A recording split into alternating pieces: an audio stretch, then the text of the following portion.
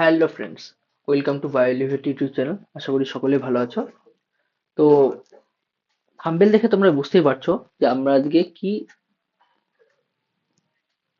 Class 10 এর আমাদের WBTA, যেটা হচ্ছে আমাদের মধ্যশিক্ষা পর্ষদের যে টেস্ট পেপার, সেই টেস্ট পেপারটা আজকে সলভ করব। সেই টেস্ট পেপারে আমরা 338 নম্বর পেজ, যেটা যেটা বালুরঘাট জেএলপি বিদ্যাচক্র যে কোশ্চিনটা আছে বা স্কুলের কোশ্চিনটা আছে, সেটা কিন্তু আজকে আমরা সলভ করবো। তাহলে চলো আমরা শুরু করি। হ্যাঁ, আরেকটা কথা, এইটা সলভ করেই কিন্তু আমাদের এবিটিএ বা ডব্লিউবিটিএ যেটাই হোক, আমাদের কিন্তু টোটালটা কমপ্লিট। এরপরে কিন্তু আর কোনো কোশ্চেন সলভ করানো হবে না। লাস্ট আমি একটা সাজেশন দেবো তোমাদের লাইফ সায়েন্স সম্পর্কে, যে কোন ছবিটা আসার মতো পরীক্ষাতে এবং কোন কোশ্চেনগুলো আসার মতো প্রত্যেকটা চ্যাপ্টার ওয়াইজ, সেগুলো কিন্তু আমি একটা সাজেশনের মতো করে বানিয়ে তোমাদের দেবো। তো সেটা অবশ্যই দেখবে, তোমাদের অনেকটা বেনিফিট পাবে সেটাতে, যে কোন কোশ্চেনটা খুব ইম্পর্টেন্ট এবার তোমাদের মাধ্যমিকের জন্য। ঠিক আছে, তাহলে চলো তাহলে আমরা শুরু করি। আমাদের আজকে ফার্স্ট বলছে বালুরঘাট জেএলপি বিদ্যাচক্র, যেটা সেখানকার কোশ্চেনগুলো আমরা সলভ করছি। বলছে লজ্জাবতী পাতায় স্পর্শ করলে নুয়ে পড়ে। তাহলে লজ্জাবতী পাতার কথা বলা হয়েছে, আর আমরা জানি লজ্জাবতী গাছ মানে সিসমোনাস্টিক চলন করবে। ঠিক আছে, তাহলে আমাদের হচ্ছে সিসমোনাস্টিক চলন করবে লজ্জাবতী গাছ। কেমোনাস্টিক কিন্তু লজ্জাবতী গাছ করে না। সূর্য শিশির এরা হচ্ছে কেমোন্যাস্টিক চলন করে। ফোটোট্যাকটিক ক্ল্যামারোমোনাস ভলভক্স এরা হচ্ছে ট্যাকটিক চলন করে। আমাদের ফোটোন্যাস্টিক আমাদের সূর্যমুখী ফুল দেখেছিলাম। তবে বলছে প্রদত্ত কোনটি জিববারেলিনের কাজ নয়। তাহলে জিববারেলিক হরমোনের কাজ নয় বলেছে কোনটি, বলছে বীজের সুপ্তাদশা ভঙ্গ করা। এটা যদি দেখি, বীজের সুপ্তাদশা ভঙ্গ করা কিন্তু জিববারেলিক হরমোনের ইম্পর্টেন্ট একটা কাজ কিন্তু। তারপরে বলছে আঙ্গুর ফলের বৃন্তের বৃদ্ধি সহায়তা করে। আর আমরা একটা জিববারেলিন হরমোনের একটা কাজ দেখছিলাম, পর্ব মধ্যে দৈর্ঘ্য বৃদ্ধি করা। তাহলে এই আঙ্গুর ফলের বৃন্তের বৃদ্ধিতে সহায়তা করে কিন্তু আমাদের জিববারেলিক হরমোন। উদ্ভিদের বার্ধক্য বিলম্বিত করা, এইটা কিন্তু সাইটোকাইনিন। উদ্ভিদের বার্ধক্য বিলম্বিত করে কিন্তু সাইটোকাইনিন হরমোন। সেই জন্যই সাইটোকাইনিন হরমোনের ওখানে রিচমন্ড ল্যাং ইফেক্ট দেখা যায়। ঠিক আছে, এটা কিন্তু জিববারেলিক হরমোন করে থাকে না। এখানে যেহেতু কোশ্চেনে বলেছে কোনটি জিববারেলিক হরমোনের কাজ নয়, তাহলে আমাদের সঠিক উত্তর হয়ে যাবে উদ্ভিদের বার্ধক্য বিলম্বিত করা। ক্লিয়ার? তারপরে কোশ্চেনে চলে যায়, নিচে সঠিক জোড়াটি নির্বাচন করো। কোনটা সঠিক সেটা কিন্তু আমাদের নির্বাচন করতে হবে। ঠিক আছে, তাহলে কি বলছে ফার্স্ট কোশ্চেন, মূত্রত্যাগ মূত্রত্যাগে সাহায্য করে শুষণা শীর্ষক, বুদ্ধিমত্তা নিয়ন্ত্রণ করে পন্স, পেরিস্টোলিসিস সেরিব্রাল কর্টেক্স অ্যান্ড মানসিক আবেগ হাইপোথ্যালামাস। যদি এখানে দেখো মূত্রত্যাগ শুষণা শীর্ষক, এটা ঠিকই আছে। বুদ্ধিমত্তা পন্স, এটাও ঠিক আছে। কিন্তু মানসিক আবেগ কিন্তু হাইপোথ্যালামাস করে থাকে না। মানসিক আবেগ কিন্তু হাইপোথ্যালামাস করে থাকে না। তাহলে এটা আমাদের সরি, মূত্রত্যাগ শোষণা শীর্ষক, পন্স বুদ্ধিমত্তা হচ্ছে পন্স, পেরিস্টোলিসিস সেরিব্রাল কর্টেক্স এবং মানসিক আবেগ হাইপোথ্যালামাস। এখানে দেখো ব্যাপারটা হচ্ছে সঠিক জোড়া নির্বাচন করাতে হবে। ঠিক আছে, এখানে ম্যাক্সিমামটাই ভুল দেওয়া আছে, তাহলে সঠিক জোড়া নির্বাচন করাতে হবে। তাহলে কিন্তু আমাদের হাইপোথ্যালামাসে এই ব্যাপারটা হচ্ছে না। মূত্রত্যাগ কে করে? মূত্রত্যাগ করে আমাদের আমাদের হচ্ছে পন্স। পন্স, ঠিক আছে, মূত্রত্যাগ করে পন্স। ঠিক আছে, বুদ্ধিমত্তা পন্স করে থাকে না। পেরিস্টোলিসিস সেরিব্রাল কর্টেক্স করে থাকে না। তাহলে মানসিক আবেগ কিন্তু এটা কিন্তু হাইপোথ্যালামাস কন্ট্রোল করে মানসিক আবেগটা। তাহলে আমাদের সঠিক উত্তর হয়ে যাচ্ছে হাইপোথ্যালামাস। যেহেতু সঠিক বলেছে, কিন্তু বাদ বাকি সবগুলি কিন্তু ভুল ছিল। ঠিক আছে, তারপর চলে আসি কোষ চক্রের দশাগুলির সঠিক পর্যায়ক্রম কি। কোষ চক্রের দশাগুলির সঠিক পর্যায়ক্রম আমরা কোষ চক্রে দেখেছিলাম। ফার্স্ট দশা যদি চলে আসি, ফার্স্ট দশা ছিল G1, তারপরে S, তারপর হচ্ছে G2, তারপর হচ্ছে মাইটোসিস। তাহলে দেখো G1S G2 আমাদের চারের ক নম্বরে দেখো G1S G2 অ্যান্ড এম আছে। তাহলে আমাদের সঠিক উত্তর হয়ে যাচ্ছে এটা। নেক্সট কোশ্চেন, বুলবিলের মাধ্যমে জনন সম্পূর্ণ করে কে?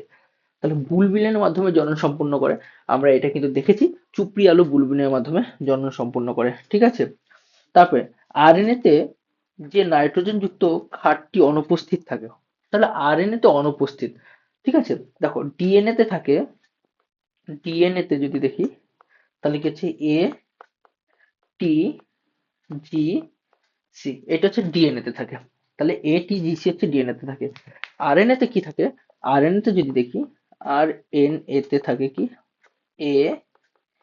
AUG সি, এটা আরএনএ তে থাকে। তাহলে কি বলছে, আরএনএ তে অনুপস্থিত। তাহলে দেখো আরএনএ তে যদি আমরা দেখি, তাহলে এখানকার আরএনএ তে দেখো আমাদের টিটা অনুপস্থিত। আরএনএ তে কি অনুপস্থিত, আমাদের টি অনুপস্থিত। তাহলে দেখো এখানে কোথায় থায়ামিন আছে, থায়ামিন এইটা। তাহলে আমাদের সঠিক উত্তর হয়ে যাচ্ছে, আমাদের সঠিক উত্তর হয়ে যাচ্ছে থায়ামিন। তাহলে থায়ামিন আরএনএ তে থাকে না, থায়ামিন কোথায় থাকে, ডিএনএ তে থাকে। ক্লিয়ার। নেক্সট চলে আসি। আর যদি বলতো ডিএনএ তে থাকে না আরএনএ তে থাকে, তাহলে ইউরাসিল হতো। দেখো ডিএনএ তে ইউরাসিল নেই, বাট আরএনএ তে ইউরাসিল আছে। ক্লিয়ার।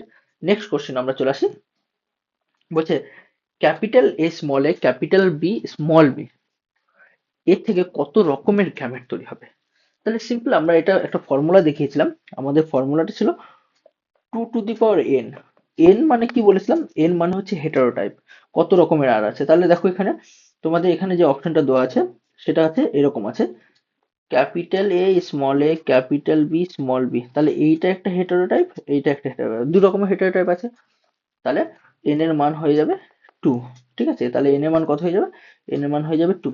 তাহলে 2 to the power square equal to 4। তার মানে 4 রকমের গ্যামেট তৈরি হবে। এখান থেকে কত রকমের গ্যামেট তৈরি হবে, 4 রকমের গ্যামেট তৈরি হবে। ঠিক আছে।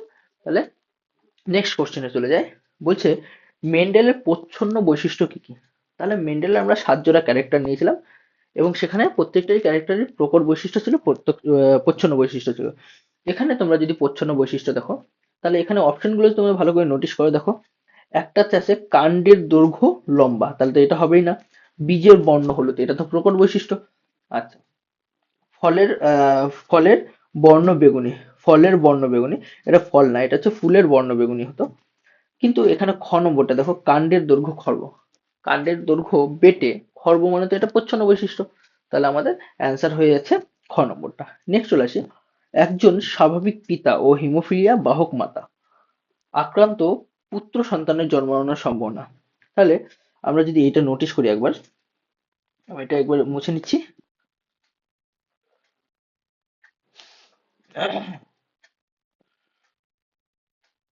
ওকে, নেক্সট চলে আসি আমরা।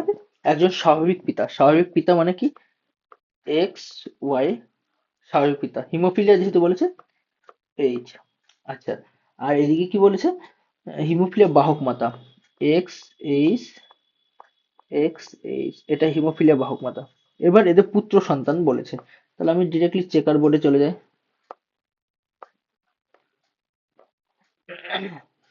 তাহলে দেখো X H Y, X H, X H, এটা কিন্তু মাতা, মাতা। আর এটা হচ্ছে পিতা, পিতা। কারণ স্বাভাবিক পিতা বলেছে, আর পিতাতে এক্সই কিন্তু যা হওয়ার হবে, কিন্তু ওয়াই ক্রোমোজোম কিন্তু হিমোফিলিয়া হয় না। তাহলে দেখো, তাহলে সিম্পল ভাবে আমরা যদি এখানে টোটালটা করি, তাহলে এক্স এইচ, এক্স এইচ, এটা মেয়ে, মেয়ে হবে। আচ্ছা, এক্স এইচ ওয়াই, এটা ছেলে বাট নর্মাল, এন দিয়ে খেললাম, ছেলে বাট নর্মাল, এটা মেয়ে বাট নর্মাল। এবার দেখি এক্স এইচ, এক্স এইচ, এইটা মেয়ে ফিমেল বাট ক্যারিয়ার। আর এখানে এক্স এইচ ওয়াই, তাহলে দেখো এটা কিন্তু ছেলে, ছেলে but haemophilic, abnormal, haemophilic, haemophilic. তাহলে দেখো দুটো ছেলে হয়েছে, মানে দুটো ছেলে মিলে 100%, তাই তো।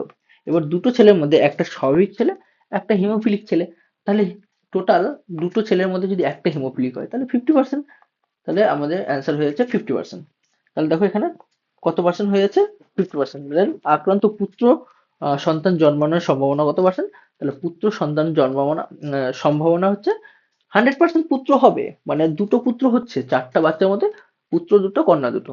এবার দুটো পুত্রের মধ্যে একটা পুত্র হবে হিমোফিলিক, আর একটা পুত্র হবে স্বাভাবিক। তাহলে পুত্রদের মধ্যে 50% চান্সেস স্বাভাবিক আর 50% চান্স হিমোফিলিকের। ক্লিয়ার। নেক্সট কোশ্চেনে চলে যাই আমরা। মাছের পাখনা ও তিমির ফ্লিপার, এটা কি ধরনের অঙ্গ। মাছের পাখনা তিমির ফ্লিপার দুজনে কিন্তু কাজ একই, বাট গঠন আলাদা। তাহলে যখন কাজ একই গঠন আলাদা, তখন সেটাকে বলা হবে সমবৃত্তীয় অঙ্গ, তখন সেটাকে কি বলা হবে, সমবৃত্তীয় অঙ্গ। ঠিক আছে।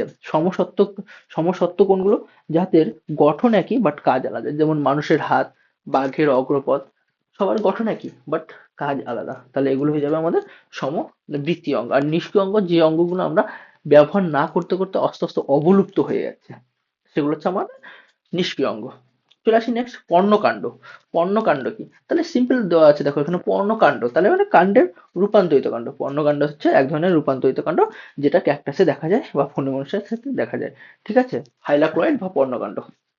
বলছে প্রাকৃতিক নির্বাচনবাদ তত্ত্বের প্রবক্তাকে। ন্যাচারাল সিলেকশন, এটা কে করেছিল? ডারউইন করেছিল, সিম্পল।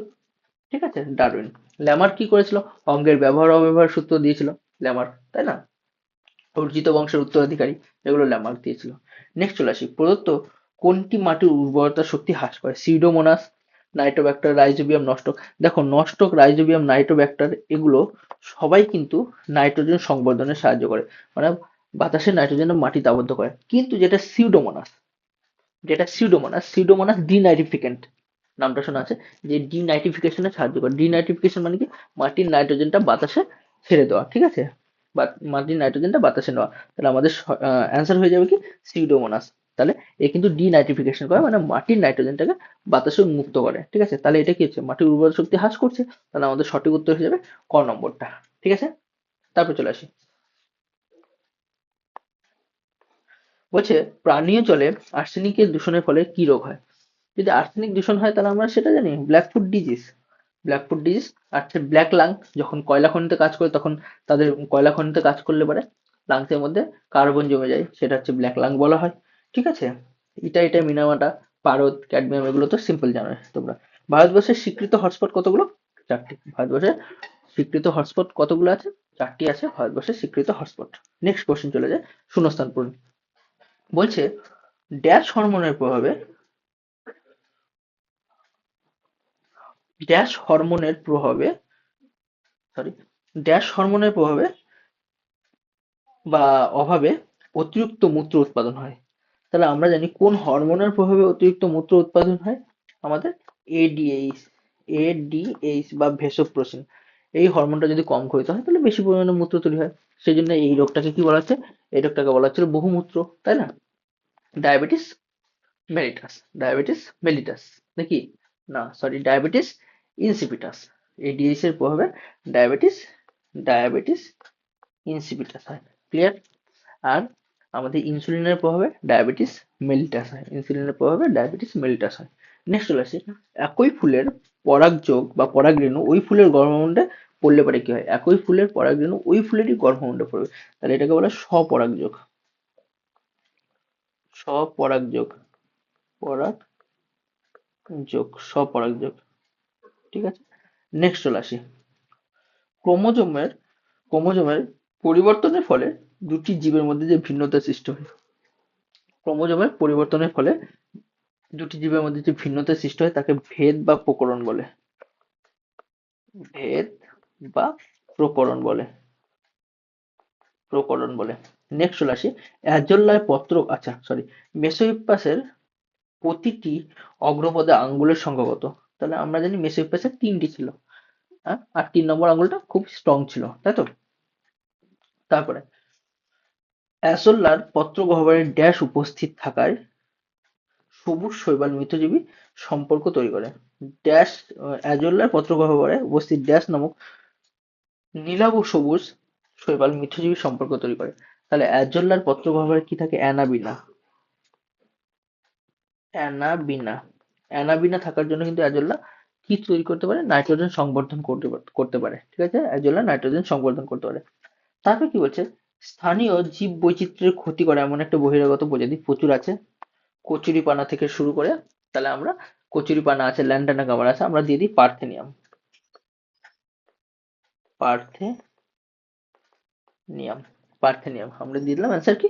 পার্থেনিয়াম। তারপর আমাদের ট্রু ফলস করতে হবে। নেক্সট চলে আসি, ট্রু ফলস এর ক্ষেত্রে মাছের পুচ্ছ পাখনা জলের দিক পরিবর্তন সাহায্য করে, হালের ন্যায় কাজ করে। একদম, পুচ্ছ পাখনা তো এটা করেই, এটা সিম্পল ব্যাপার। ঠিক আছে, পুচ্ছ পাখনা এটা করে, তাহলে এটা হচ্ছে ট্রু।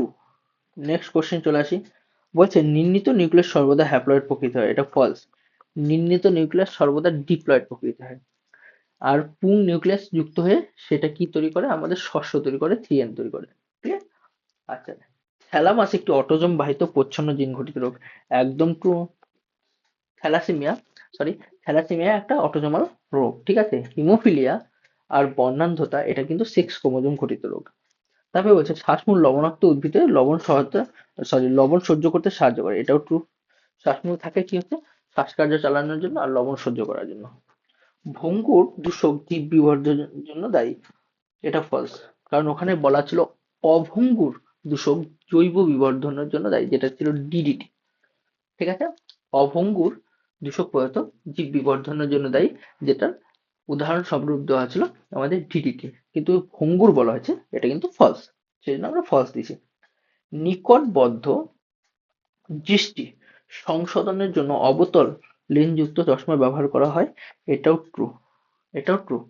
নিকটবদ্ধ মানে ও কিন্তু দূরের জিনিসটা দেখতে পাবে না, কাছের জিনিস ঠিকঠাক মতো দেখতে পাবে, তাহলে সেক্ষেত্রে অবতল লেন্স যুক্ত চশমা দেওয়া হয়, এটা কিন্তু একদমই ট্রু, ঠিক আছে। তাহলে আমাদের এখানে ট্রু ফার্স্ট চলে গেল। নেক্সট আমরা চলে আসি আমাদের স্তম্ভ মেলানো। দেখো এখানে জিওট্রপিক চলন দেখা যাচ্ছে। জিওট্রপিক চলন যদি দেখি আমরা অভিকর্ষের জন্য যে চলনটা হচ্ছে, তাহলে সেটা হচ্ছে জিওট্রপিক চলন, তাহলে আমাদের অভিকর্ষ। নেক্সট চলে আসি প্ল্যানেরিয়া। প্ল্যানেরিয়া কি আমাদের, প্ল্যানেরিয়া যদি দেখি আমরা পুনরুৎপাদন করে, দেখো পুনরুৎপাদন অপশন আছে নাকি, হ্যাঁ আছে, এই নম্বরটা, প্ল্যানেরিয়া পুনরুৎপাদন করে। নেক্সট চলে আসি অ্যানিমিয়া। অ্যানিমিয়া হচ্ছে রক্তাল্পতা, রক্ত সংকীর্ণ হয়ে যায়, রক্ত অল্প হয়ে যায়। তাহলে রক্ত অল্প হয়ে যায় কি আমাদের কোন রোগে, থ্যালাসেমিয়া রোগে। থ্যালাসেমিয়া রোগে রক্ত কমে যায়, সেই জন্য বাইরে থেকে রক্ত দিতে হয়, তাহলে দেখো অ্যানিমিয়াতে থ্যালাসেমিয়া। নেক্সট চলে আসি কোয়াসারভেট। কোয়াসারভেট বৃহৎ কলেজীয় অণু, এটা আমরা জানি। ক্যান্সার সৃষ্টি করে, ক্যান্সার যে পদার্থগুলো সৃষ্টি করে তাকে কার্সিনোজেন বলা হয়, আর যে জিনের জন্য ক্যান্সার তৈরি হয় তাকে অঙ্কোজিন বলা হয়।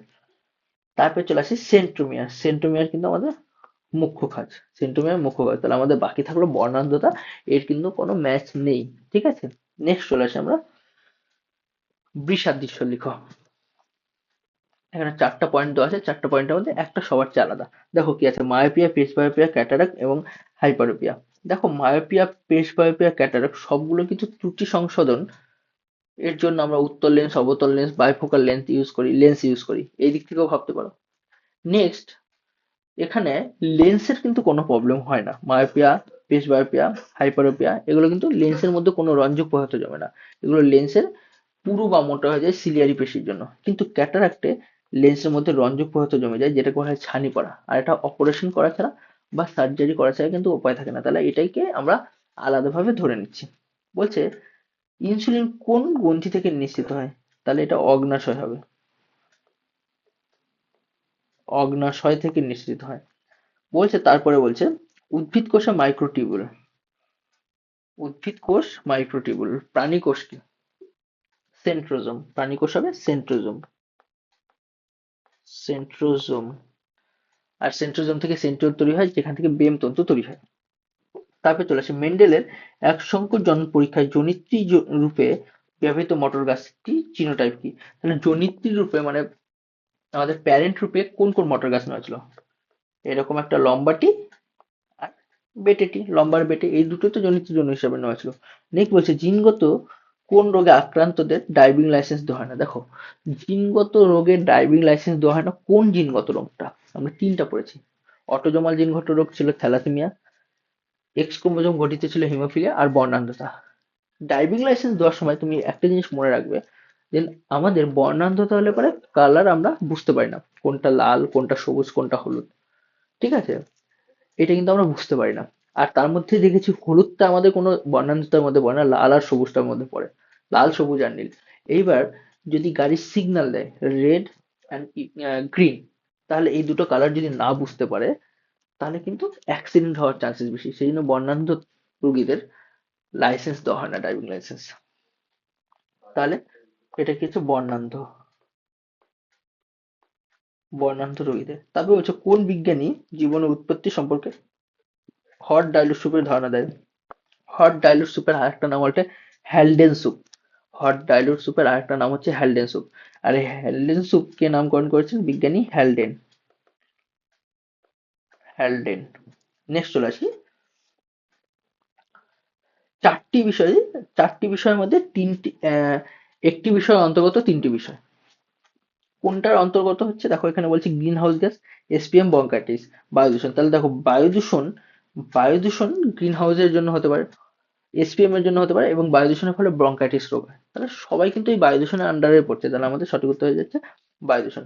এবং লাস্ট কোশ্চেন আমাদের, ভারতের একটি সিংহ সংরক্ষণ প্রকল্পের নাম, গুজরাটের গির, যেখানে সিংহ সংরক্ষণ করা হচ্ছে। সিংহকাল সিংহকে কি করা হচ্ছে, প্রোটেক্ট করা হচ্ছে, সিংহর প্রজননে সাহায্য করা হচ্ছে, সিংহকে সংরক্ষণ করা হচ্ছে গুজরাটের গিরে। এই ছিল আমাদের আজকের পুরো পার্টটা। এরপর আমরা ক্লাস 10 রিলেটেড প্রত্যেকটা চ্যাপ্টার থেকে কোন কোন কোশ্চিন আসার মতো মাধ্যমিকে, সেই সাজেশন গুলো তোমাদের আমি দিয়ে দেবো নেক্সট ক্লাসে। তো তোমরা সেগুলো ভালো করে দেখো, খুব ইম্পর্টেন্ট থাকবে। ইভেন কি কোন ছবিটা এবার ইম্পর্টেন্ট বেশি তোমাদের মাধ্যমিকের জন্য 2025-এ, সেটাও কিন্তু আমি সেখানেই বলে দেবো। ঠিক আছে, সবাইকে অনেক অনেক ধন্যবাদ। আবার নেক্সট ক্লাসে দেখা হচ্ছে সবার সাথে নেক্সট দিন। সবাই ভালো থেকো, সুস্থ থেকো। হ্যাঁ, যারা এই চ্যানেলে নতুন, তারা অবশ্যই চ্যানেলটাকে সাবস্ক্রাইব করবে এবং বেল আইকন প্রেস করে রাখবে। আর একটা ব্যাপার বলে দিই, এই চ্যানেলে কিন্তু আমরা জিএনএম এনএম নার্সিং এর সব, মানে লাইফ সায়েন্স সম্পর্কিত সমস্ত ম্যাটেরিয়াল এখানে পেয়ে যাবে। ঠিক আছে, তোমাদের সিনিয়রদের যাদের জিএনএম এনএম পড়ার ইচ্ছা আছে বা জিএনএম এনএম পড়তে চাও, লাইফ সায়েন্সের সমস্ত কিছু ডিটেলসে পেয়ে যাবে এখানে। ঠিক আছে, ইভেন কি 10%টাও আমরা খুব শীঘ্রই নিয়ে আসছি। ঠিক আছে, সবাইকে অনেক অনেক ধন্যবাদ, ভালো থেকো, সুস্থ থেকো, চলো।